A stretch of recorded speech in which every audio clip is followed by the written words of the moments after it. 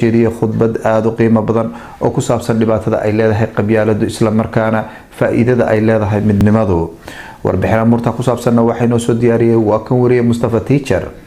Professor Ahmed Ismail Samatar oo xalay kulan ballaaran kula yeeshay aqoon-yahanka iyo ardayda jaamacadaha howlka jaamacadda Burco ayaa xalay khudbad aad u qiimo badan uga soo jeediyay halkaasi. khudbadaasi oo ku saabsanayd wadaniyada iyo dhibaatada qabyaaladu u leedahay bulshada iyo dhismaha qaranka. ka hor khudbada professorka waxaa kelmado kooban halkaas ka jeediyay Abwaan Maxamed Ibraahim Warsame Hadraawi iyo gudoomiyaha jaamacadda Burco Professor Salebaan Dirir Cabdi, waxayna labadooduba tilmaameen faa'iidada habeenkani u leeyahay gobolka Togdheer iyagoo sidoo kale wax ka taabtay mowduuca lecture-ka professorku ku saabsanaa qabyaalada iyo wadaniyada. Professor Ahmed Ismail Samatar oo ka hadlayay dhibaatada qabyaaladu leedahay iyo inaanay isqabanayn qarannimo iyo qabyaaladii wuxuu bulshada aqoon-yahanka dalka u iftiimiyay halka qarankani ku dambeyn doono haddii aan si degdeg ah looga hortagin dhibaatooyinka qabyaaladu soo wadato.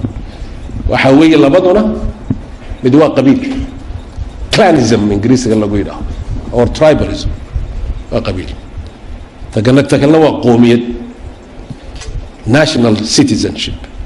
marka labada in la kala saaro jamhuuriyadda Somaliland taariikhdeeda 23 sanadood imakii way dhamaan doontaa way soo gaaban doontaa. waxaana loo oranaa bari bay isku dayeen inay wadan dhistaan baa la oran doonaa bari bay isku dayeen inay wadan dhistaan haddii labada aan la kala qaban. Professor Samatar isagoo ka hadlayay muhiimadda wadaniyada iyo sida uu isaga celiyo kaftanka reer Soomaaliya waxa uu yiri markaan la kaftamayo dadka Soomaaliya aanu iska naqaano mutacallimiin ha noqdaan dadka bay'ac mushtariga ha noqdaan sheekhuda ha noqdaan dhalinyarada ha noqdaan markaanu kaftamaynaa kaftankana waa lagu dhameystaa hadalka waxay yidhaahaan Professor Samatar su'aalaha halkaa ma tigin wasoo nagama tigin laakiin de maxaad ku orday Somaliland laba amuurood un bayal adeegad laba amuurood un bayal waan go'nay iyo qabiil labada un bayal labaduna waa sun iyagu ku odhanaya qabiil iyo waan go'nay Somaliland murtideedu waa intaas wax kala caynkaasi ma yaalaan ayay ku odhanaya.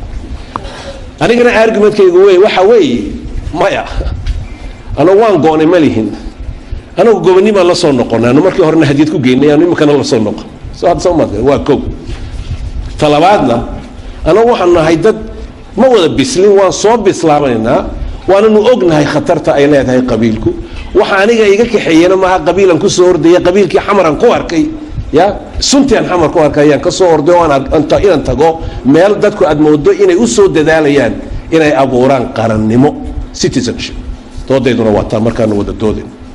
waa markii labaad ee Professor Ahmed Ismail Samatar oo aqoon-yahanka iyo ardayda jaamacadaha Burco lecture qiimo badan uga jeediyo howlka jaamacadda Burco isagoo sanad kasta marka uu dalka yimaado lecture u jeediya ardayda jaamacadaha Somaliland.